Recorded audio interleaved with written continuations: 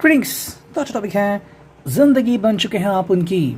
Okay, तो आई think ये second बार मैं रीडिंग कर रहा हूँ। That's the reading gonna be with the three objects. ठीक है, पहला है Oracle, second is blue Oracle and third is the tarot. ठीक है, तो हम टैरो को लास्ट में भी देख सकते हैं या फिर शुरुआत में भी, डिपेंडिंग ऑन। ओके, चलो पहले शुरुआत करते हैं इस ओरेकल से, ज़िंदगी बन चुकी हो आप उनकी। ठीक है, तो चलो इस टॉपिक के ऊपर रीडिंग करते हैं, देखते हैं कि क्या रीडिंग आती है। ओके, जनरल रीडिंग है, सो डू अंडरस्टैंड दैट, इसको ध्यान में रखना है।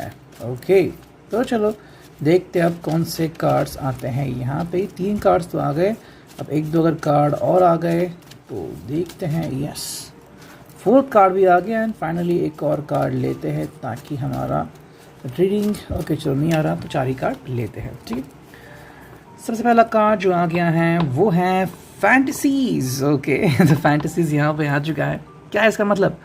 आई थिंक देखो, कहीं ना कहीं पर्सन जो है वो शायद आपसे जुड़ा हुआ हो सकता है। ओके, अब ये जो रीडिंग है वो किस प्रकार से जुड़ सकती है किसी पर्सन से, ठीक है, मैं बताता हूँ। जो कई बार कोई पर्सन जो अपने पास को छोड़ता नहीं है, ओके, चाहे फिर उसका पास्ट अच्छा हो बुरा हो, यू नो, सदमे जैसा हो, वो उसे छोड़ता नहीं है। तो अगर आपको लग रहा है कि कोई ऐसा पर्सन है जो may be in the past आपके लिए काफ़ी इंपॉर्टेंट था लेकिन फ़िलहाल वो आपकी ज़िंदगी में नहीं है, तो क्या आपको मूव ऑन होना चाहिए? और अगर मूव ऑन होना चाहते हो, जो कि आपके लिए सख्त ज़रूरी भी हो सकता है, तो जो नेक्स्ट पर्सन होगा शायद उसकी फीलिंग्स भी हो सकती हैं। ठीक है, जैसे मैंने कहा, एज़ पर जनरल रीडिंग आपको जो रेजोनेट हो आप उसे ले सकते हो। ठीक है, फैंटेसीज का मतलब है कहीं ना कहीं ये पर्सन जो है वो शायद फैंटेसीज लेके बैठा है। अब आप दोनों की फैंटेसीज कुछ भी हो सकती हैं। किसी की fantasy like going to the seashore, you no, बीच पे जाना, घूमना, वहाँ पे मज़े से दिन काटना हो सकता है, या फिर गोइंग टू डिनर और डेट, या फिर सम इंटीमेट थॉट्स भी हो सकते हैं। Okay, so what do you do on the phone, how do your conversation goes, आप कैसे बात करते हो, किस तरह मिलते हो, यू नो, पहली बार आप किसी को क्या गिफ्ट देते हो, वो भी फैंटेसीज में आ सकता है। सेकेंड जो कार्ड है यहाँ पे वो है जॉय। तो ये कार्ड इस पर्सन की तरफ से शायद आपके लिए आ चुका है या आपकी तरफ से भी हो सकता है। जॉय यानी कि खुशी की, भाई ये पर्सन जब आपकी ज़िंदगी में जुड़ेगा या फिर अगर ये ज़िंदगी में ऑलरेडी जुड़ चुका है तो इसके आने से और इसके रहने से आपकी ज़िंदगी में खुशियों की लहर दौड़ती है, यू नो। और ये खुशियाँ मे बी आप किसी को बयान कर सकते हो, नहीं कर सकते, but that is something unique. मतलब ये जो इनका अप्रोच है काफ़ी ज़्यादा, यू नो, इम्पॉर्टेंट है एंड बहुत ही कहते हैं ना कि उत्साहवर्धक है। जैसे आप इनका नाम लेते हो खुशियाँ छा जाती है और आपके चेहरे पे अचानक से ही स्माइल आ जाता है, चाहे आप किसी कितने भी गुस्से में क्यों ना हो। ठीक है, थर्ड जो कार्ड है overly sensitive, that could be the thing.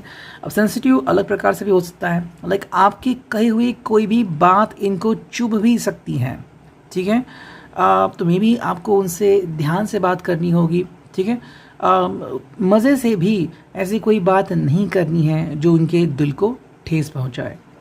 ठीक है, कुछ लोग बहुत सेंसिटिव होते हैं, कुछ लोग ऐसे होते हैं कि जिनको कुछ भी फ़र्क नहीं पड़ता।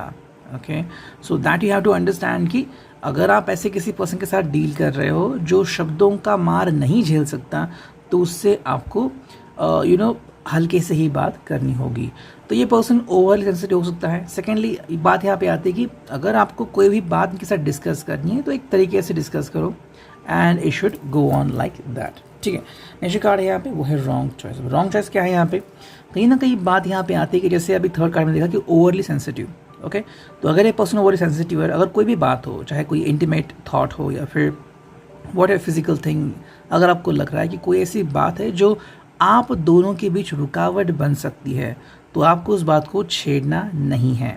ठीक है, एंड ये इस तरह से भी कार्ड हो सकता है कि कहीं ना कहीं अगर आप किसी गलत पर्सन के बारे में सोच रहे हो, यू नो, तो ये आपके लिए एक रॉन्ग चॉइस भी हो सकती है। गलत पर्सन मतलब कैसा कि किसी ना किसी तरीके से आप एक्सेप्ट करते हो कि भाई हाँ भाई मेरा तो वो पास्ट था। ओके, था है ये अलग बात है। पास्ट है मतलब आप चाहते हैं कि हाँ वही पास्ट और वही रहेगा, मतलब आप उसे बदलना नहीं चाहते, लेकिन पास्ट था मतलब ठीक है जो हो गया वो हो गया, अब मुझे वापस मेरे ज़िंदगी में नहीं चाहिए।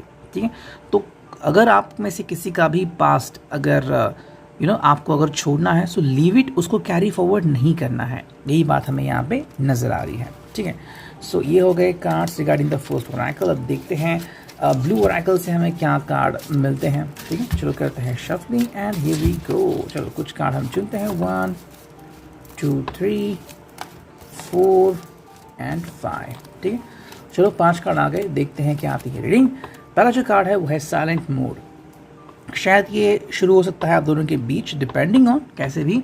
साइलेंट मोड मतलब कि कहीं ना कहीं में भी आप दोनों का अप्रोच तो हो रहा है, लेकिन कोई पर्सन चुप बैठ रहा है। अब मे बी आप एक स्टेप अहेड भी जा सकते हो, ठीक है। मतलब कि आप दोनों ने मान लिया that you are committed to each other, लेकिन ये सिर्फ आँखों के थ्रू है, कहते हैं ना कस्में निभाना या फिर वादे करना है फिर लाइक वैस, तो वो अभी तक अगर नहीं हुआ है तो कहीं ना कहीं यहाँ पे थोड़ी सी बातें आगे ले जाने की ज़रूरत है, ओके।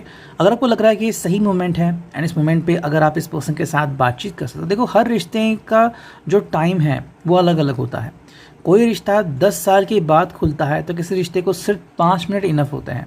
अगर आप कहें कि मैं तहे दिल से आपके सामने एक ख्वाहिश रखता हूँ तो उस पर्सन को शायद एक्सेप्ट होगा, तो दोनों लोग कैसे हैं, दो लोगों की जो एटीट्यूड है, जो दृष्टिकोण है वो कैसा है, उसके ऊपर सारी चीज़ें निर्भर होती हैं, ठीक है। नेक्स्ट कार्ड है यहाँ पे वो है कॉम्प्लिकेशंस। कॉम्प्लिकेशंस का मतलब क्या है, कहीं ना कहीं किसी पर्सन की ज़िंदगी में या तो कॉम्प्लिकेशंस आ चुके हैं, आ रहे हैं या फिर आ गए थे, ठीक है। अब यहाँ पे आपका जो रोल है वो काफ़ी इंपॉर्टेंट है। अगर आप ये किसी ऐसे रिश्ते में थे जहाँ पे आपने बहुत मेहनत की उस पर्सन के लिए, तो ये बात वो पर्सन ज़िंदगी भर नहीं भूलेगा, ठीक है। अब अगर ऐसी कोई बात है कि आप दोनों साथ आ सकते हो तो काफ़ी इंपॉर्टेंट बात है। शायद वो पर्सन आपके बारे में सोच रहा है, मे बी आपको पता नहीं है कि कोई ऐसा पर्सन है जिसके आपने तहे दिल से हेल्प की थी और आपकी बिल्कुल फीलिंग्स नहीं उस पर्सन की तरफ उस तरीके से, इनफैक्ट कोई भी फीलिंग नहीं, आपने बस दिल से बात की, लेकिन उस पर्सन को लगा कि you have something in your heart, तो ये बातें थोड़ी सी अलग हो सकती है। नेक्स्ट कार्ड है वो है सॉरी। यानी कहीं ना कहीं किसी पर्सन के दिल में कोई ना कोई प्रेशर बन चुका है, तो उससे थोड़ी बहुत गलतियाँ हो भी सकती है, ओके। तो अगर इस पर्सन ने कोई ऐसी गलती की है और अगर आप माफ़ कर सकते हो तो ये कार्ड उनके लिए है, आप दोनों के लिए। नेक्स्ट कार्ड यहाँ पे वो है फ्रस्ट्रेशन एंड जो फिनाले कार्ड है वो है इन्विटेशन। अब फ्रस्ट्रेशन का मतलब क्या है कि देखो अगर आप दोनों बात नहीं कर रहे हो या फिर आप किसी स्पेशल समवन को ढूंढ रहे हो, वो किसी स्पेशल समवन को ढूंढ रहे हो और अचानक अगर आप दोनों एक दूसरे से मिल गए तो ये फ्रस्ट्रेशन जो है वो अचानक दूर हो सकता है, लेकिन कब मिलेंगे, ओके। होता है ना कि when will I have the true love in my life, तो वो एक जो बात है वो हमें यहाँ पे देखने को मिल रही है। एंड जो फिनाले कार्ड है इन्विटेशन, यानी कि समवेयर शायद वो पर्सन चाहता है कि आप जल्द से जल्द उसकी ज़िंदगी में आए, या फिर अगर कमिटमेंट अभी तक दी नहीं है, सबको ये लगता है कि you are just friends and not more than that, तो मे बी ये पर्सन चाहता है कि आप सबके सामने कमिटेड करो कि that both of you are lover and sooner going to get engage, ठीक है। तो ये उनकी ख्वाहिश भी हो सकती है। एंड अब फाइनल देखते हैं टैरो से हमें क्या रीडिंग मिलती है। वाह, पहला ही कार्ड आ गया ठीक है, देखते हैं टैरो से हमें क्या रीडिंग मिलती है। ओके, सेकंड कार्ड भी आ गया यहाँ पे, ठीक है। तो ज़िंदगी बनना कोई आसान बात नहीं होती, लेकिन हाँ जब ऐसा होता है तो बहुत खुशियाँ मिलती हैं कि भाई really I wanted that and I got it, so that's wonderful, right. So do appreciate that and do work on that, ठीक है। तो ये कार्ड आ गए, देखते हैं रीडिंग क्या आती है। सबसे पहला जो कार्ड है वो है page of wands. What do you think about that kind of card, and ये है पेज, यानी कि प्रिपरेशन चल रही है, लेकिन कौन सी, ये है एरीज लियो सैज। कहीं ना कहीं ये पर्सन जो है वो शायद देख रहा है आपको। अगर आपको पता है वो पर्सन कौन है, सो पर्दा यहाँ पे गिर चुका है, और अगर नहीं तो मे बी ये पर्सन आंखों ही आंखों में आपको चाहता है एंड सोचता है कि कहीं ना कहीं कभी ना कभी तो एक मोमेंट ऐसा आएगा जब वो आपके सामने अपने दिल की बात रख सकता है, ठीक है। आपने कभी सोचा है कि ऐसा भी हो सकता है कि कोई पर्सन शायद आपके लेवल का नहीं हो, लेकिन आपको बहुत दिल से चाहता है, तो चीज़ें बदल सकती है, राइट। तो वही बात हमें यहाँ पे देखने को मिल रही है, ये पर्सन शायद बहुत चाहता है आपसे, ओके। अब यहाँ पे प्रॉब्लम क्या हो सकता है, मैं बोलता हूँ। अगर आपको लग रहा है कि कोई पर्सन आपके लेवल का है, मे बी वो आपके तरी है, लेकिन अगर वो अय्याश है, अफेयर वाला है, और अगर आप उससे उम्मीदें लगा रखे हो, तो ये गलत बात होगी, right.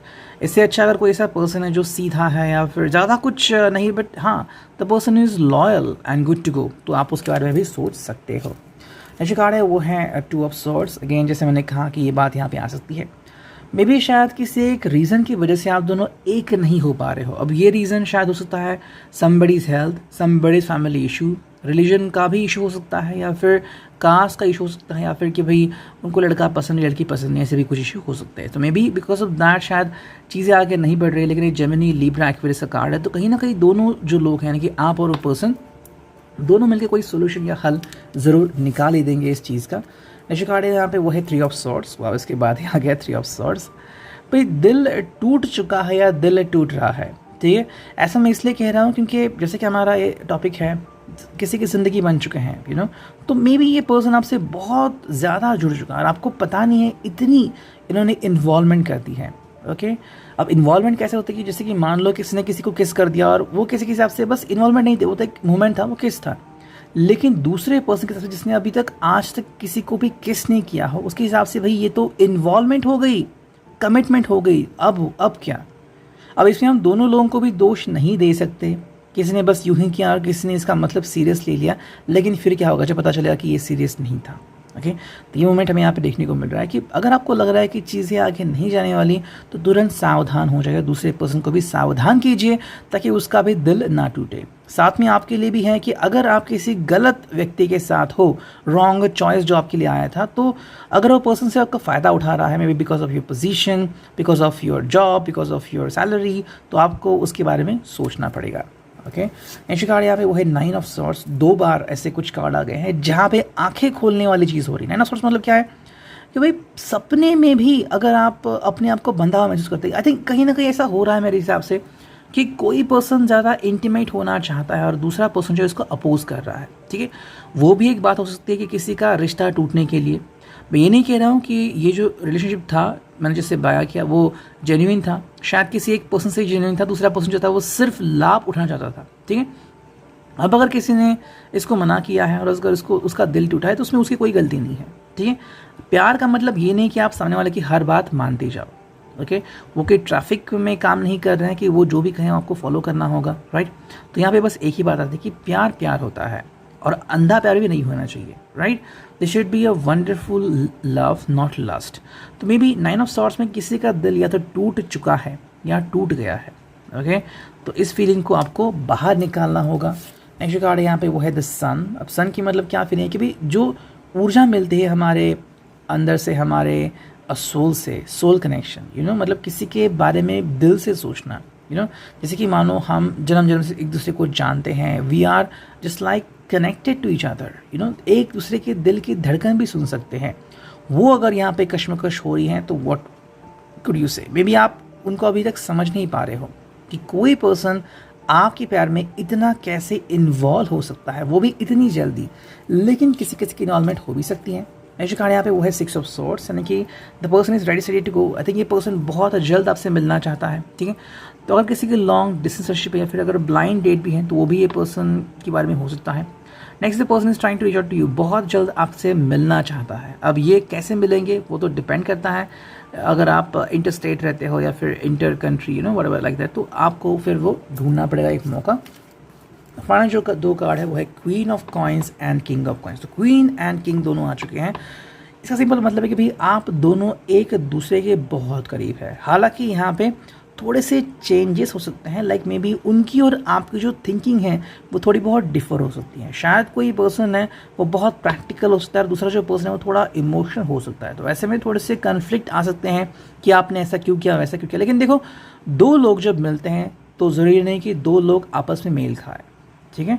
So you have to understand that कि हर पर्सन को अपना ओपिनियन रखने का अधिकार है। तो बस बात यहाँ पे आती है कि ये पर्सन आपको अब जैसे हो वैसे एक्सेप्ट कर रहे हो, आप भी उसे अगर जो वो जैसे है वैसे एक्सेप्ट करे तो ज़िंदगी बहुत ही सुहानी हो सकती है। एक रीडिंग आप इट विल रेजोनेट।